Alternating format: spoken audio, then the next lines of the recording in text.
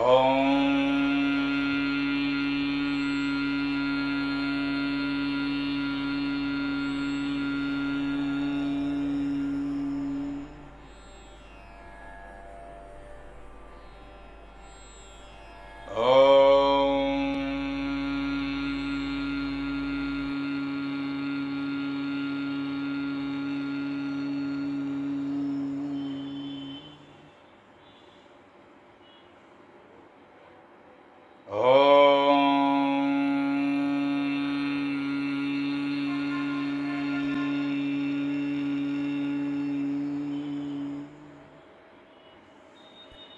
గురుర్బ్రహ్మా గురుర్విష్ణుః గురుర్దేవో మహేశ్వరః గురుః సాక్షాత్ పరం బ్రహ్మ తస్మై శ్రీ గురవే నమః.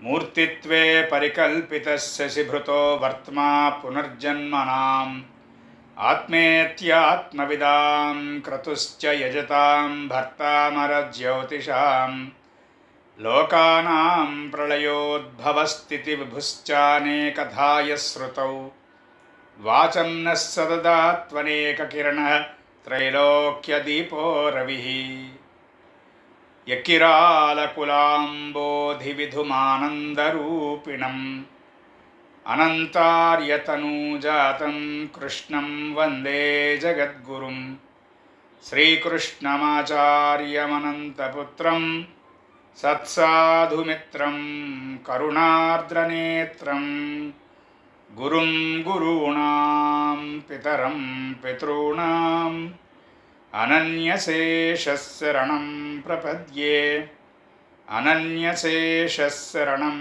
ప్రపద్యే అనన్యశేషశరణం ప్రపద్యే.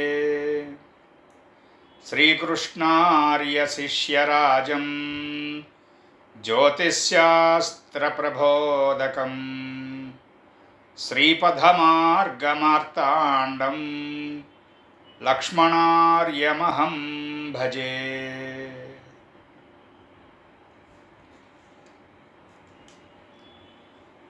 అందరికీ నమస్కారం అండి. ఇవాల్టి మన తరగతిలో భాగంగా బుధుని యొక్క భావఫలాధ్యాయంలో సప్తమ భావం చాలా వరకు చెప్పుకున్నాం. కిందటి తరగతిలో 1-2 వివరాలు సప్తమంలో బుధుడు ఉండగా ఉన్నటువంటి జాతకానికి సంబంధించినవి చెప్పుకుని తరువాత అష్టమ బుధుడు దగ్గర నుంచి ముందుకు వెళదాం. ఈ సప్తమంలో బుధుడు ఉన్నప్పుడు భార్య గడుసరి అని శాస్త్రం. అంటే సప్తమంలో బుధుడు ఉన్నటువంటి వాళ్ళందరికీ భార్య గడుసుతనంతో ఉండాలి అని రూలేం కాదు, కానీ శాస్త్రం విస్తృతమైనటువంటి వివరణను చాలా చిన్న చిన్న పదాల్లో చిన్న చిన్న వాక్యాల్లో ఇవ్వడం అనేటువంటి కారణం చేతనే ఎప్పుడైనా సరే భారతీయ శాస్త్రాలన్నిటికీ కూడా వివరణ వ్యాఖ్య అనేటువంటిది చాలా అవసరమై ఉంటుంది. క్రూర సౌమ్యే పురుషవనితే తేచరా గద్విదేహా అన్నప్పుడు ఒక్క వాక్యంలో క్రూర సౌమ్య పురుష వనిత అనేటువంటి పదబంధం అంట, అదే పదవిచ్ఛేదనం చేసుకుని వివరించుకుంటే కానీ దాని వివరం అంతా రాదు. అంటే వరాహమిహిరుల వారి ఉద్దేశం క్రూర రాశులు సౌమ్య రాశులు వీటిని పురుష రాశులుగాను స్త్రీ రాశులుగాను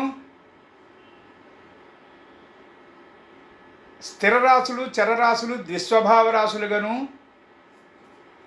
విభజించబడి ఉండెను అని చెప్పినటువంటి విస్తృత వ్యాఖ్యానం కలిగినటువంటి వాక్యాన్ని ఒక వాక్యంలో సంస్కృత శ్లోకంలో మంత్రపూతంగా ఇస్తారు.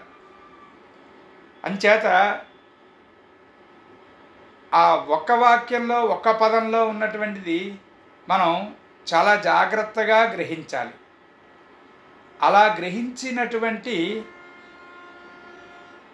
ఋషితుల్యులైనటువంటి పెద్దలు ఆ వ్యాఖ్య ఇస్తున్నప్పుడు జాగ్రత్తగా వినడము, బాగా అదృష్టం ఉంటే వారి వ్యాఖ్యానం దగ్గరుండి వినడం, అంటే వారి సభలో ఉండగలగడం,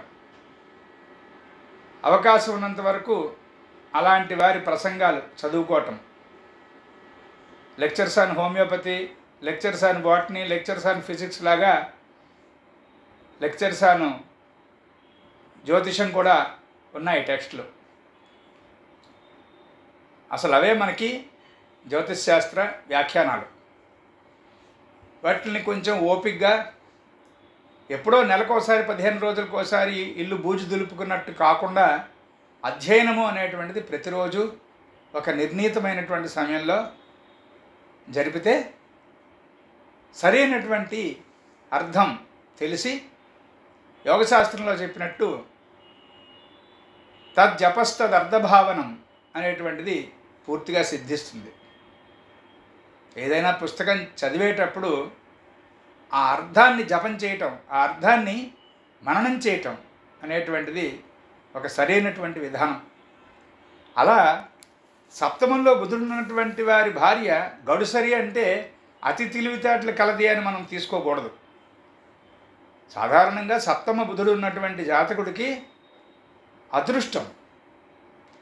తను గబుక్కుని పట్టించుకోకపోయినా, ఇంటి వ్యవహారం తనకి చేత కాకపోయినా భార్య చూసుకుంటుంది అని అర్థం. ఏ సమయానికి ఎవరికి ఏది ఏర్పాటు చేయాలి అనేటువంటిది జాగ్రత్తగా తెలిసినటువంటి ఆమె మనసా వాచా కర్మణ అలాంటి ఒక చక్కని ఎబిలిటీ కలిగినటువంటి భార్య వస్తుంది అని అర్థం. అక్కడ ఆ సందర్భంలో మనకి నోట్స్ ఇస్తున్నటువంటి గురువుగారు ఈకే గారు ఇచ్చినటువంటి వ్యాఖ్యానం ప్రకారం ఆ సప్తమ బుధుడు ఉన్నటువంటి వాళ్ళకి కుజుని యొక్క దృష్టి అవదృష్టి అయి ఉన్నదనుకోండి, స్క్వేర్ ఆస్పెక్టో అపోజిషనో బాగోలేదనుకోండి, అప్పుడు ఆ భార్య కొంత చెడు లక్షణం కలిగి ఉండొచ్చు, చెక్ చేసుకోవాలి అన్నారు.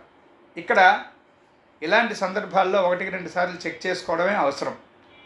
స్త్రీ జాతకం చూసుకున్నప్పుడు ముఖ్యంగా త్రింశాంశని ఆధారం చేసుకొని ఏ త్రింశాంశలో ఆమె యొక్క జాతకంలో కుజుడు ఉండెను, ఏ త్రింశాంశలో ఆమె యొక్క జాతకంలో ఉన్నటువంటి శుక్రుడు ఉండెను అనేటువంటివి రెండు కూలంకషంగా చూసి తరువాత ఉన్నటువంటి విశేషాలన్నీ కూడా చూసిన తర్వాత తప్ప, చెప్పాం కదా కింద తరగతిలో, ఆయుష్ని శీలాన్ని ఇష్టం వచ్చినట్టుగా నిర్ణయించి మాట్లాడకూడదు మనం.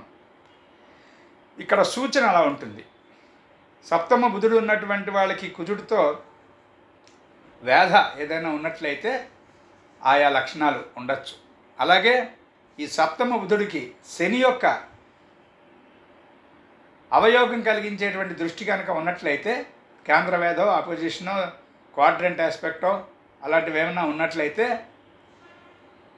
బాగా చెడు సహవాసాలు కలిగినటువంటి స్త్రీ భార్యగా వచ్చేటువంటి అవకాశం అన్నారు. ఆ రెండు మనం జాగ్రత్త పడాలి. అవి లేకుండా ఈ సప్తమ బుధుడుండి గురుని యొక్క శుభదృష్టి కలిగి ఉంటే గనక చాలా బాగుంటుంది. శీలవతి వివేకవతి, చాలా యోగ్యమైనటువంటి లక్షణాలు కలిగినటువంటిది, విద్యావంతురాలు, ధనార్జన చేయగలిగినటువంటిది, స్వతహాగా ధనవంతురాలు అయినటువంటి అమ్మాయి భార్యగా లభిస్తుంది. చెప్పుకున్నాం కదా, ముఖ్యంగా సప్తమంలో బుధుడు కనుక ఉంటే విపరీతమైనటువంటి ఉత్తర ప్రత్యుత్తరాల వ్యవహారం నడిచి తత్కారణంగా కొంత ఆలస్యం, కొంత కాదు బాగానే ఆలస్యం అయ్యేటువంటి అవకాశం ఉంటుంది వివాహం. అలాగే మేనమామ కుమార్తె ఆ రకమైనటువంటి బాంధవ్యం కలిగినటువంటి స్త్రీతో వివాహం అయ్యేటువంటి అవకాశం బాగా గట్టిగా ఉంటుంది. ఏదైనా సరే సప్తమ బుధుడు అనగానే ఎలాంటి క్రూర గ్రహాల వేధ లేకుండా ఉందా లేదా అనేటువంటిది ఖచ్చితంగా మనం చెక్ చేసుకోవాలి. ఎంచేతంటే సప్తమ స్థానము అనేటువంటిది కేవలము కళత్ర స్థానము అని తీసేసుకోకూడదు. భావశీలాధ్యాయము అంటే భావముల యొక్క లక్షణము, ఏ భావము ఏ విధమైనటువంటి లక్షణములు కలిగి ఉంటుంది అంటే ఏ భావము ఏ విధమైనటువంటి కారకత్వములు నిర్వహిస్తుంది అనేటువంటిది క్షుణ్ణంగా చదువుకుంటున్నప్పుడు మనం ఈ విషయాన్ని గుర్తు చేసుకోవాలి. సప్తమ భావము అనేటువంటిది ఏం చెప్పారు? కళత్రము అని కాకుండా దాంతోపాటుగా రక్త సంబంధము లేనటువంటి వారి బాంధవ్యము అన్నారు. అంటే రక్త సంబంధం లేకుండా, అంటే బ్లడ్ రిలేషన్షిప్ లేకుండా ఉన్నటువంటి వాళ్ళ కనెక్షన్స్, భాగస్వామి అన్నప్పుడు జీవిత భాగస్వామి అంటే భార్యో భర్తో అని అర్థం తప్ప వ్యాపారంలో భాగస్వాములు కూడా వాళ్ళు రక్త సంబంధీకులు కారు కదా, అవ్వాలని రూల్ లేదు కదా. అలా చాలా విషయాలు సప్తమంలో. అన్నిటికన్నా ముఖ్యంగా మనకి 1, 4, 7, 10 అనేటువంటి హౌసెస్ 4 అంటే లగ్న, చతుర్థ, సప్తమ, దశమములు అనేటువంటి 4 తీసుకుంటే వాటి పేరేమన్నారు? కంటకములు.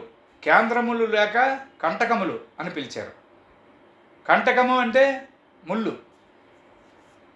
ఈ 4 కూడా 1, 4, 7, 10 ఈ భావాలు ఖచ్చితంగా ఏ విధమైనటువంటి కష్టం ద్వారా ఏ విధమైనటువంటి పరిశ్రమ సలిపి తద్వారా మనం పైకి వస్తాం అనేటువంటి విషయాన్ని తెలియజేస్తాయి.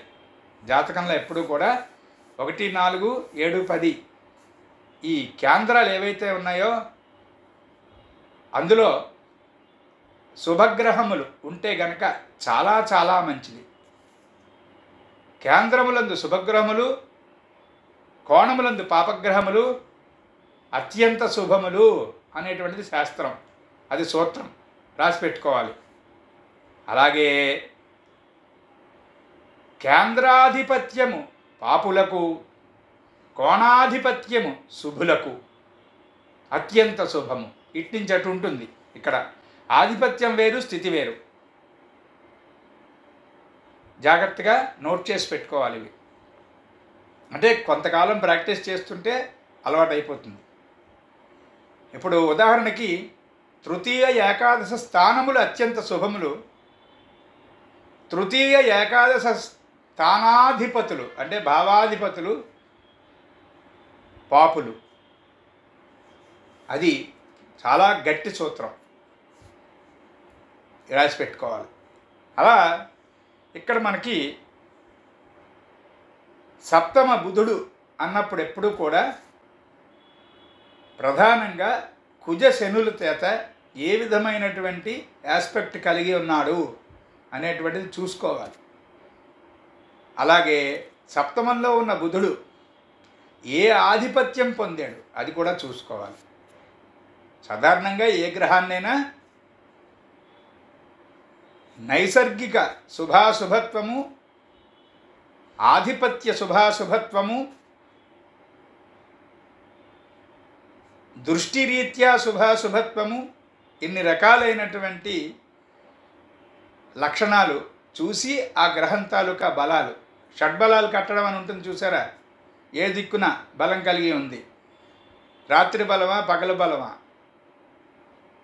ఏ భావంలో ఉంటే బలం ఉంది, ఏ రాశిలో ఎంత భాగంలో ఉంటే బలం ఉంటుంది, ఇవన్నీ కూడా షడ్బలాలతో పాటుగా మనం వ్యాఖ్యానించి సదరు గ్రహం తాలూకా బలాన్ని మనం నిర్ణయం చేసుకోగలిగి ఉండాలి. అది అలవాటు ఉండాలి. ఇలాంటి అలవాట్లు, ఇలాంటి వ్యాఖ్యానం చేసేటువంటి ఆ శక్తి ఏదైతే ఉందో, వ్యాఖ్యాన శక్తి అంటే విమర్శన శక్తి అంటారు, అదంతా బుధుడి వల్ల ఉంటుంది. అసలు విషయం అది. జాతకంలో ఉండేటువంటి బుధుడిని చూస్తే ఏదైనా ఒక విషయం సద్విమర్శ ద్వారా దాన్ని పూర్తిగా విభజించుకుని ఆ విషయంలో ఉండేటువంటి అంశాలన్నీ కూడా దేనికి దానికి విడగొట్టుకొని జాగ్రత్తగా ఆకలింపు చేసుకోగలిగినటువంటి శక్తి బుధుని యొక్క అనుగ్రహం చేత ఉంటుంది, అది తెలుస్తుంది. అలాగా సప్తమ బుధుడికి ఇది చాలా జాగ్రత్తగా గమనించుకోవాలి. ఇక అష్టమం బుధుడు ఉన్నప్పుడు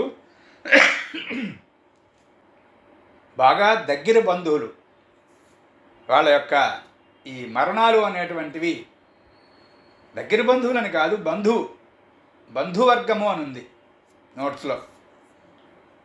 వాళ్ళు మనకి బాగా డిస్టెంట్ రిలేషన్ కావచ్చు, నియరెస్ట్ రిలేషన్ కావచ్చు, అది వేరు.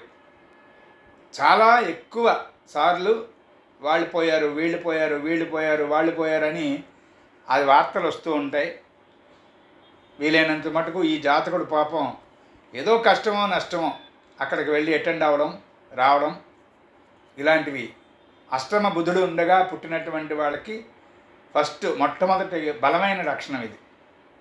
మిగతా జాతకాన్ని బట్టి వీరు ఆ బంధువులకి, స్నేహితులకి సంబంధించినటువంటి మరణం జరిగినటువంటి ఆ విషయం తెలుసుకుని వెంటనే అక్కడికి వెళ్ళడం ఉంటుందా ఉండదా, అవి మిగతా కారణాలు. మిగతా జాతకాన్ని చూసి ఆ కారణాలు తెలుసుకోవాలి. కానీ అందరికన్నా ఎక్కువగా వీరికి ఈ డెత్ న్యూస్ అనేటువంటిది వీళ్ళకి ఎక్కువగా చేరుతూ ఉంటుంది. చెప్పుకున్నాం కదా గతంలో, ఒక్కొక్క గ్రహానికి ఉండేటువంటి లక్షణాల్లో బుధుడికి ఉండేటువంటి లక్షణం ఏంటంటే కమ్యూనికేషన్. దగ్గరగా ఉన్నటువంటి ప్రయాణాలు మరియు కమ్యూనికేషన్, రాతకోతలు, ఇవన్నీ బుధగ్రహపు లక్షణాలు అని చెప్పుకున్నాం. ఇప్పుడు ఆ లక్షణాలు ఏ భావంలో ఉండేటువంటి లక్షణాలతో కలిపి మనం అనలైజ్ చేస్తే ఎలాంటి లక్షణాలు వస్తాయి, అదే మనకి భావశీలాధ్యాయం, భావఫలాధ్యాయం అనేటువంటిది. ఏ గ్రహం ఏ భావంలో ఉంటే ఏ ఫలాన్ని ఇస్తుంది అనేటువంటి దానికి మెయిన్ సూత్రం అదే. గ్రహ లక్షణము భావలక్షణము కలిపి వంట చేసుకోవాలి మనం. దానికి స్థితి, యుతి, వీక్షణము అనేటువంటివి జత చేసి మనం వండుకోవాలి. అప్పుడు సరైనటువంటి ఆ పదార్థం ఏదో తయారవుతుంది, మనకి ఫలితం అనేటువంటి కూరో చారో ఏదో తయారవుతుంది. అది మనకి జ్యోతిష్ శాస్త్రంలో ఫలిత భాగంలో బాగా జాగ్రత్తగా మనం అలవాటు చేసుకోవాల్సినటువంటి విధానం. ఇక ఈ రాతకోతలు, కోర్టు వ్యవహారాలు చెప్పుకున్నాం కదా. ఈ అష్టమ బుధుడికి ఉండేటువంటి లక్షణాల్లో పాపం వాళ్ళకి కొంత మనశ్శాంతి తక్కువనే చెప్పాలి అష్టమ బుధుడు ఉన్న వాళ్ళకి. ఎందుకంటే అయితే ఎవరో పోయారని వార్త, లేకపోతే ఎవరికో బాగా పోయేటువంటి స్థితి ఆసన్నమైందని వార్త, దానికి సంబంధించి ఏదో రాతో కోతో అందులో తప్పులు ఉన్నాయి, లేకపోతే సరైనటువంటి ఉన్నాయో చెక్ చేయమని కొందరు అడగడం, వీరికి ఉన్న అనుభవంతో వీరు చెక్ చేయటం. ఈ చనిపోయినటువంటి వారి ఆస్తి కొంతమందికి అష్టమ బుధుడు ఉన్న వాళ్ళకి మిగతా గ్రహాల యొక్క శుభదృష్టి ఉంటే సంక్రమించటం, అదొక ఉపయోగం ఉంది. వీళ్ళు ఏ కష్టము పడకుండా ఆ బంధువుల యొక్క ఆ 10 ఎకరాలో 15 ఎకరాలో 100 ఎకరాలో 5 ఎకరాలో అదేదో బ్యాంకులో ఉన్నటువంటి డిపాజిటో అది వీళ్ళ కష్టం లేకుండా వీళ్ళకి చేరడం అనేటువంటిది కూడా, వీరి పేరు మీదకి రావడం అనేటువంటిది కూడా ఈ అష్టమ బుధుడు ఇచ్చేటువంటి ఒక శుభ పరిణామమే. కానీ అది ఎంతవరకు నిలబెట్టుకోగలుస్తారు వీళ్ళు అనేటువంటిది చాలా జాగ్రత్తగా చెక్ చేసుకోవాలి. ద్వితీయ భావం అనేటువంటిది ఆదాయానికి సంబంధించినటువంటి భావం అయితే, ద్వాదశ భావం అనేటువంటిది వ్యయానికి సంబంధించిన భావం. అందుకే ఎప్పుడూ కూడా శాస్త్రంలో ఉన్నటువంటి సూత్రాల్లో చాలా చాలా జాగాల్లో ద్విద్వాదశములు అనేటువంటివి రెండు కూడా కలిపి చెప్తూ ఉంటాడు ఋషి.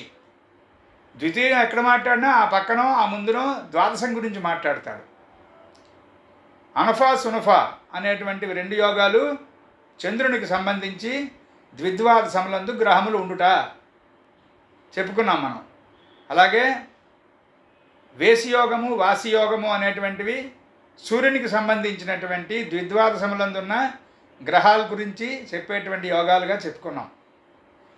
అంచేత ఆదాయం కలిగి ఉండడం అంటే మనకి సొమ్ము సంపాదించడం, ఆస్తి సంపాదించడం అనేటువంటిది ఒక భాగం అయితే, అది నిలబెడతామా లేదా అనేటువంటిది ఇంకొక భాగం. ఆ నిలబెడుతుందా లేదా అనేటువంటి దానికి సంబంధించిన భాగాలే ఈ అష్టమ ద్వాదశములు రెండును. చాలా జాగ్రత్తగా గుర్తుపెట్టుకోవాలి. అసలు గట్టిగా ఆలోచిస్తే అనిష్టములు అని చెప్పబడేటువంటి 3 భావములు 6, 8, 12 ఈ 3 భావాల యొక్క గట్టితనమే మన సంపాదన, మన ఆస్తి అనేటువంటిది మనం నిలబెడతామా లేదా, పాడు చేస్తామా అనేటువంటి దానికి ఆ రహస్యం అంతా ఈ 3 భావాల్లోంచే తెలుస్తుంది. అలా అష్టమంలో బుధుడుండగా ఉన్నటువంటి వాళ్ళకి పాపం ఒక విధంగా వాళ్ళ ఇబ్బందే వాళ్ళకి. ముఖ్యంగా శని కానీ కుజుడు కానీ ఈ అష్టమ బుధుడికి కేంద్రవేద కానీ లేకపోతే షష్టాష్టకం కానీ కలిగి ఉందనుకోండి, ఇంకా చెప్పక్కర్లేదు.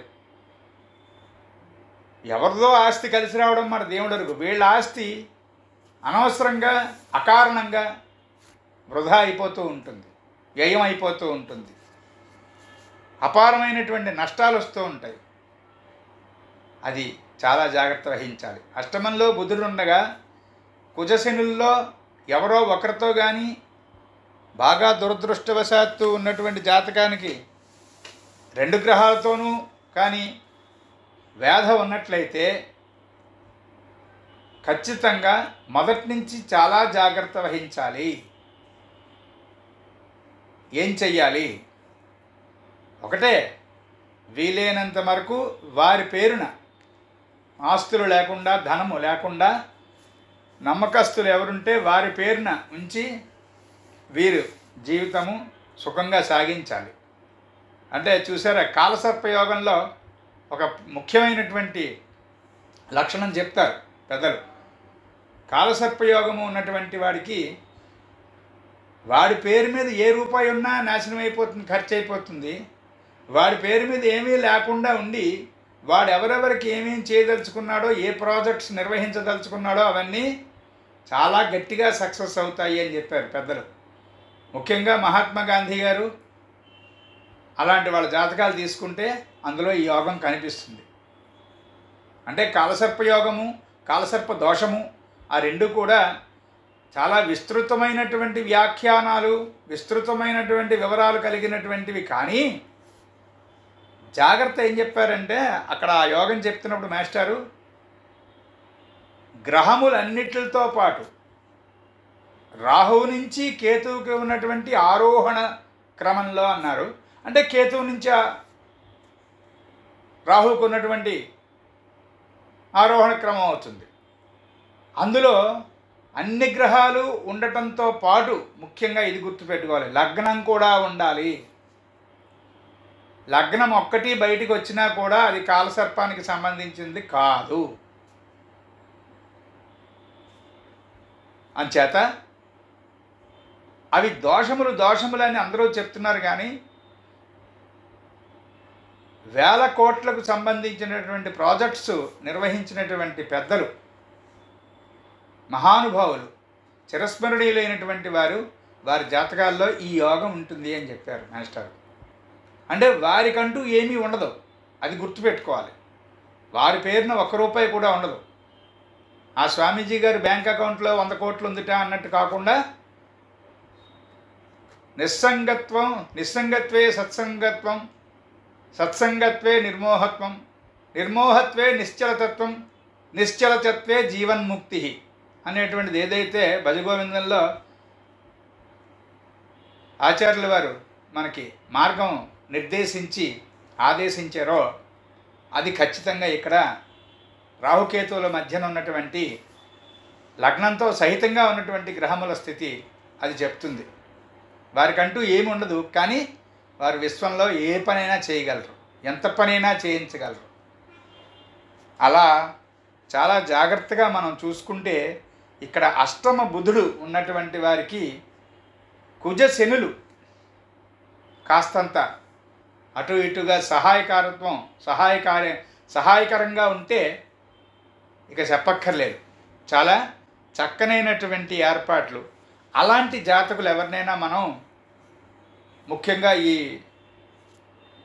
బాగా విసుగ్గా చిరాగ్గా ఉన్నటువంటి ఆస్తి తగాదాల్లో అష్టమ బుధుడుండి కుజుడు శనితో రెండు పక్కల రెండు సెక్స్టైల్స్, రెండు అర్ధకోణ దృష్టిలో లేకపోతే కోణ దృష్టిలో కలిగి ఉన్న జాతకులు దొరికారు అనుకోండి, అలాంటి వాళ్ళ చేత కనుక ఈ వ్యవహారం నడిపించినట్లయితే చాలా ఎక్సలెంట్గా సెటిల్మెంట్కి వస్తుంది, అందరికీ బాగుంటుంది. అలా కాకపోతే ఈ కుజశనులు ఇద్దరు ఆ అష్టమ బుధుడికి ఏదైనా వ్యాధి కలిగిస్తే మాత్రం చాలా చిరాగ్గా ఉంటుంది. ముఖ్యంగా అలాంటి కండిషన్లో అష్టమంలో బుధుడుండి కుజుడు శని వీటితో ఎవరితో ఒకళ్ళతోనైనా సరే స్క్వేర్ ఆస్పెక్టో ఏదో ఆపోజిషన్ ఆస్పెక్టో కలిగి ఉన్నటువంటి స్త్రీ జాతకం ఉందనుకోండి, ఇక్కడ ఒక ముఖ్య విషయం, పురుషునికి కళత్రస్థానము సప్తమం అని ఎలాగైతే చెప్తామో స్త్రీకి సౌభాగ్యస్థానం అష్టమం, అది గుర్తుపెట్టుకోవాలి. అంటే భాగస్వామికి సంబంధించినటువంటి లక్షణాలు ఇద్దరికీ కూడా సప్తమ స్థానాన్ని సూచించిన భార్య యొక్క ఆయుష్, భార్య యొక్క ఆరోగ్యము, భార్య యొక్క శ్రేయస్సు, యశస్సు ఇవన్నీ కూడా భర్త యొక్క సప్తమ స్థానం నుంచి తెలిస్తే భర్త యొక్క ఆయుష్, భర్త యొక్క యశస్సు, వర్చస్సు ఇవన్నీ కూడా భార్య యొక్క అష్టమ స్థానంలోంచి తెలుసుకోవాలి. అలా బుధుడు కనుక భార్యకి అష్టమంలో ఉండి కుజుడు కానీ శని కానీ స్క్వేర్ కొట్టిందనుకోండి, అపోజిషన్ ఉందనుకోండి, పాపం ఆవిడకి ₹1 కూడా ఇవ్వడు ఆ భర్త. వాడు ఎన్నో కోట్లు సంపాదించుకుంటూ ఉంటాడు, ఈవిడ పాపం ఏదో ఆ మూలన గౌరవంగా కోటీశ్వరుడు గారి భార్య అని చెప్పుకోవడానికి తప్ప ఆవిడ బ్యాంక్ అకౌంట్లో ఈయన గారు ఇచ్చింది ₹1 కూడా ఉండదు. ఏమైనా మిగతా గ్రహాల యొక్క బలం వల్ల ఆమె పుట్టింటి వారు ఏమైనా పాపం పసుపు కుంకుమ ₹10 ఇస్తే ఏమో చెప్పలేం, కానీ లేకపోతే మాత్రం చాలా కష్టపడుతూ ఉంటుంది అలాంటి స్త్రీ. బయటికేమో కోటేశ్వరరావు గారి భార్య, ఆ కోటేశ్వరరావు గారు ఏమి ఇవ్వడు ఈవిడికి, అలా ఉంటుంది. అదే కనుక రివర్సు కుజశనులతో చక్కని ఆస్పెక్ట్ ఉన్నటువంటి అష్టమ బుధుడున్న స్త్రీ ఉంటుంది కదా, చాలా చక్కని వ్యవహార దక్షతతో పాటు భర్త సంపాదించే ప్రతి రూపాయి మీద ఆవిడికి సమానమైనటువంటి అధికారాన్ని ఇస్తాడు ఆయన. అంత చక్కనటువంటి భర్త ఉంటాడు. మాస్టర్ ఏమన్నారంటే 8th మెర్క్యూరీ ఉన్నటువంటి స్త్రీకి ఒక్క పెసరు, ఒక అంగుళం ఆవిడకన్నా పొట్టిగా ఉన్నటువంటి భర్త రావచ్చు, అవకాశం ఉంది అన్నారు. ఈ సప్తమ అష్టమ స్థానాలు చదువుకుంటున్నప్పుడు ఈ వ్యాపారంలో భాగస్వామ్యము, ఆరోగ్యము, ఆయుష్ వీటితో పాటు ఇలాంటివి కూడా మనం కాస్త గమనించుకుంటూ ఉండాలి. చెప్పుకున్నాం కదా, లగ్నం ఒకటి విడిగా చదువుకోవాలి, ద్విద్వాదశములు ఒకటి ఆదాయము ఒకటి వ్యయము విడిగా చదువుకోవాలి, తృతీయ నవమాలు ఒకటి విడిగా చదువుకోవాలి, 6, 8, 12 విడిగా చదువుకోవాలి, 5, 11 విడిగా చదువుకోవాలి, 7, 4 విడిగా చదువుకోవాలి. అంటే విడిగా చదువుకోవాలి అని ఎందుకు చెప్పారు పెద్దలంటే, కంపేరిటివ్ స్టడీస్లో ఈ భావాల మధ్యన సరైనటువంటి సమన్వయం ఉంది. అంటే సరైన అంటే అవసరమైనటువంటి ప్రత్యేక సమన్వయం కలిగి ఉన్నాయి ఇవి. ఇప్పుడు నేను చెప్పినటువంటి ఈ జంటలు ఇలా భావాలు చదువుకోవాలి. అందుకని ఇక్కడ చెప్పుకున్నాం, ఇలాంటి సరైనటువంటి విమర్శ సమన్వయము ఈ రెండూ కలిగినటువంటి లక్షణం బుధుడే ప్రసాదించాలి. అందుకే ఏం చెప్పారు, లోతైనటువంటి శాస్త్రాలు చదువుకుంటున్నప్పుడు ఇతిహాసాల్లో భారతం అలా లోతుగా ఉంటుంది అన్నారు. అలాంటివి లోతుగా ఉంటుంది అంటే అర్థం ఏంటంటే, బయటికి వ్యక్తపరచబడేటువంటి అర్థం వేరైతే అంతర్లీనంగా ఉన్నటువంటి ఏదో యో వేదనిహితం గుహాయాం పరమే వ్యోమన్సోస్నుతే సర్వాన్ కామాన్ సహ అన్నప్పుడు అర్థం విడివిడిగా వేరువేరుగా వీలైనంత వరకు చెడగొట్టబడింది. అజామేకాం లోహిత శుక్లకృష్ణాం బహ్వీం ప్రజాం జనయంతి స్వరూపాం. వేదం ఇది. దీనికి ఒక మహానుభావుడు అర్థం చెప్పాడు. అజామేకాం అంటే ఒక అంటే ఏకాం అజాం అన్నాడు ఆయన తెలివితేటలుగా అర్థం చెప్పేటప్పుడు. ఒక గొర్రె అన్నాడు, ఒక మేక అన్నాడు. దాని అర్థం అది కాదు. అజాం అంటే ఇంకా పుట్టనది, ఏకాం ఒక్కటే ఉన్నది, ఇంకా పుట్టనది అని చెప్తున్నాడు, ఒకటే అయినది అని చెప్తున్నాడు. ఎంత గూఢమైనటువంటి అర్థం కలిగి ఉంది చూడండి. అలా వేదాన్ని విడదీసి అర్థం చెప్పగలిగినటువంటి ఆ రోజులు, ఆ మనుషులు, ఆ మహానుభావులు వేరైతే ఈ కువ్యాఖ్యలు, కువిమర్శలు, పాడర్థాలు చెప్పేటువంటి వాళ్ళు వేరే జాతి. దురదృష్టవశాత్తు అవి ఎక్కువైనాయి. అలా కాకుండా మనం లోతుగా అధ్యయనం చేయుట అనేటువంటిది మనం నిజంగా కనుక ప్రారంభిద్దాం అనుకున్నప్పుడు మనకి మాస్టర్ గారు ఇచ్చినటువంటి అద్భుతమైనటువంటి ఒక మంచి సలహా ఏంటంటే, శనివారం శనిహోర, బుధవారం శనిహోర, శనివారం బుధహోర అంటే శనికి బుధుడికి ఉండేటువంటి ఆ సమయాలు తీసుకుని అక్కడ ప్రారంభించండి అధ్యయనం అన్నారు. ఏ జాతకులైనా సరే. అంటే ఇందులో ఒక చక్కని టెక్నిక్ ఏంటంటే, ఆయా సమయాలు నిర్ణయించుకొని కనుక మనం చూసి అధ్యయనం ప్రారంభించామన్నప్పుడు ఏమాత్రము మనకి ఆ శాస్త్రం మనకి అబ్బదు, మనకి రాదు, మనకి సంబంధించినటువంటిది కాదు ఆ జన్మకి అన్నప్పుడు ఇంకా ప్రయత్నం సక్సెస్ అవ్వదు. అదే గుర్తు అక్కడ. 1 2 3 4 సార్లు 10 సార్లు గట్టిగా ప్రయత్నం చేస్తే కూడా ఆ సమయంలో మనం శనివారం శనిహోర పొద్దున్న 6 నుంచి 7, మధ్యాహ్నం 1 గంట నుంచి 2, మధ్యాహ్నం రాత్రి 8 నుంచి 9, ఏదైనా ఏ వారం ఆ హోర ఉండాలంటే 6 to 7 morning, 1 to 2, 8 to 9 PM. ఇలాగా ఈ వీటిల్లోనే ఆ హోర తాలూకా ఆ దినం తాలూకా హోర ఉంటుంది 3 సార్లును. మళ్ళీ తెల్లవారుజామున ఉంటుంది. అంటే దానికి సంబంధించిన మిత్రహోర అక్కడికి వస్తుంది. తీస్తే ఒక 7-8 సార్లు ప్రయత్నిస్తే కూడా ఆ శనివారం నాడు ఆ సమయంలో భారతమో ఏదో ఓపెన్ చేద్దాం, జ్యోతిష్ శాస్త్రంలో ఉన్నటువంటి వ్యాఖ్యానం చూద్దాం అని ఓపెన్ చేస్తే ఇంకోటి ఏదో అడ్డొస్తూ ఉంటుంది. అలా అడ్డొచ్చినా సరే ముందుకెళ్ళగలిగితే ఖచ్చితంగా ఆ శాస్త్రం యొక్క లోతు మనకి అవగాహనకు వస్తుంది అన్నారు. అలాగే పాపం ఏదో డాక్టర్ చదువుకుంటున్నారు, ఇంజనీరింగ్లో ఏదో బాగా ఉన్నతమైనటువంటి స్థితిలో ఏదో రీసెర్చ్, ఏదో ఫిజిక్స్లోనో కెమిస్ట్రీలోనో బాగా ఉన్నత స్థాయిలో రీసెర్చ్లో ఉన్నారు. ఒక్కొక్కసారి ఆలోచన రావట్లేదు, ఇబ్బందిగా ఉంది.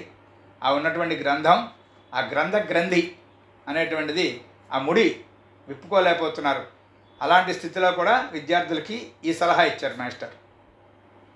బుధవారం శనిహోర, శనివారం బుధహోర, బుధవారం బుధహోర, శనివారం శనిహోర, ఇవి చూసుకుని అధ్యయనం ప్రారంభిస్తే అరటిపండు ఒలిచిపెట్టినట్టుగా విడిపోతాయి లోపల ఉన్నటువంటి అర్థం అంతాను అన్నారు.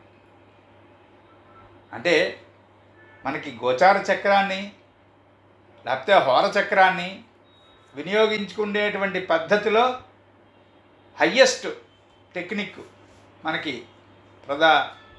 ఆ ప్రసాదాన్ని ఇచ్చినటువంటి వారిలో రాళ్లపల్లి అనంతకృష్ణమాచార్యుల వారు ఆ తరాల్లో దాదాపుగా నాకు తెలిసి ఒక 100 సంవత్సరాల దగ్గరికి వచ్చేస్తున్నట్టుంది.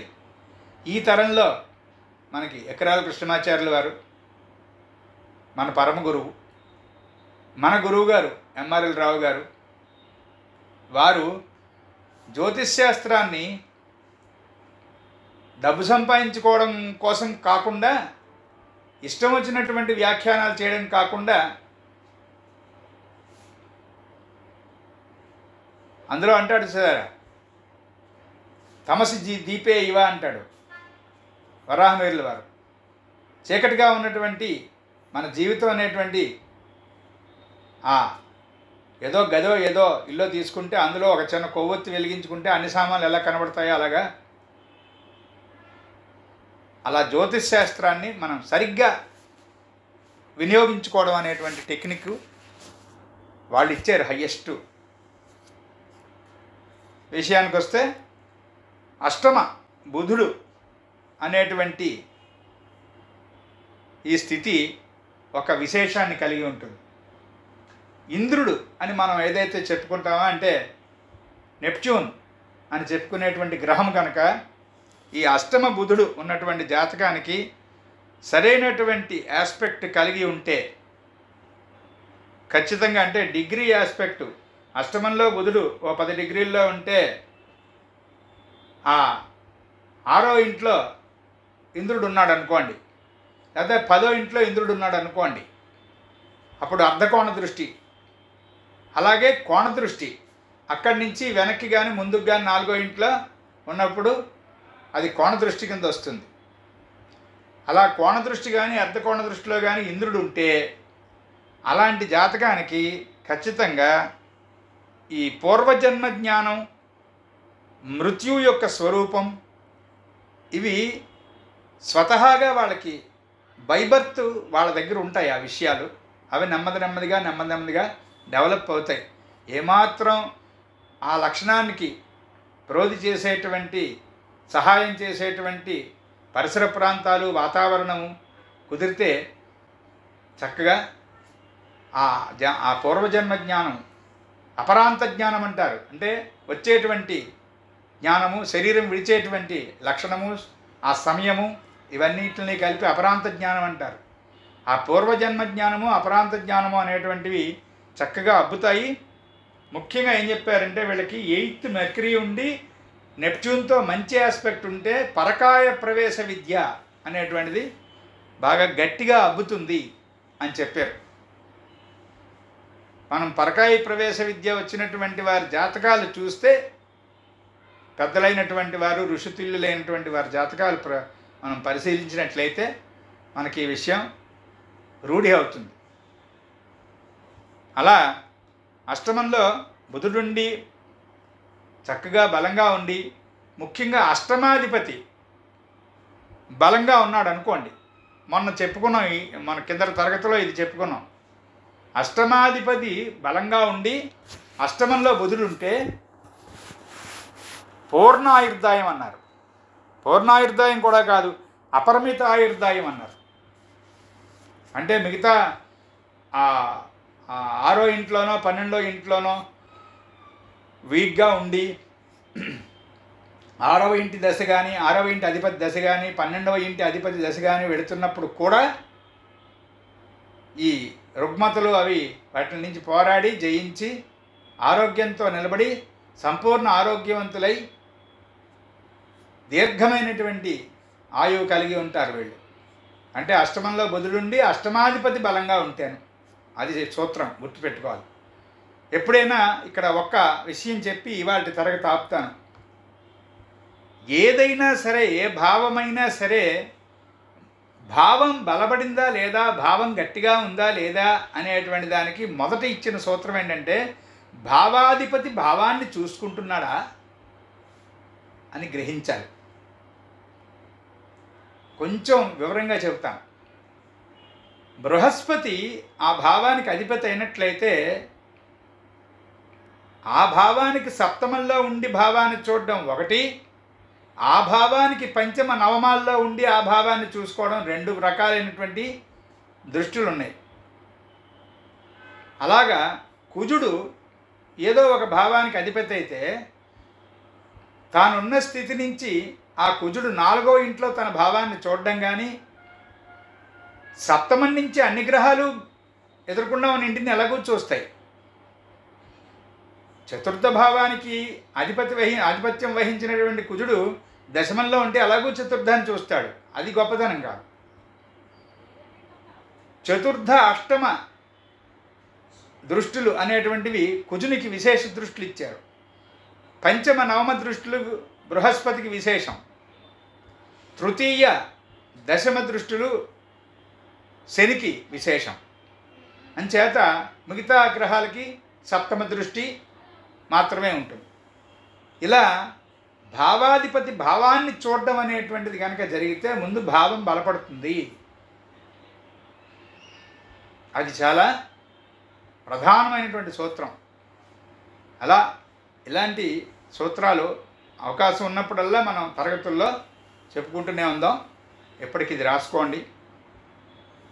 వచ్చే తరగతుల్లో నవమంలో బుధుడు అనేటువంటిది చూద్దాం.